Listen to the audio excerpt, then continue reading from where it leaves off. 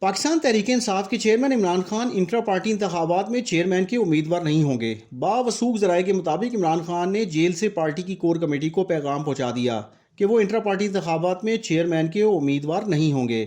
ذرائع کا کہنا ہے کہ توشہ خانہ کیس میں سزا کے باعث انٹرا پارٹی الیکشن میں بطور چیئرمین نیا امیدوار ہوگا اور انٹرا پارٹی انتخابات میں دوسرا رکن بطور چیئرمین منتخب کیا جائے گا۔ ذرائع نے بتایا کہ تحریک انصاف پارٹی چیئرمین اور نائب چیئرمین اور تنظیمی عہدوں پر انتخابات ہوں گے۔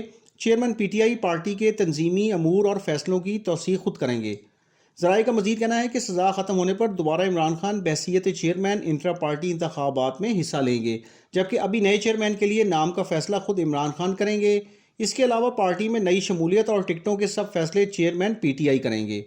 عمران خان کے وکیل اور پارٹی کے سینئر نائب صدر شیر افضل مروت نے چیئرمین پی ٹی آئی کے انٹرا پارٹی انتخابات میں حصہ نہ لینے کی تصدیق کر دی۔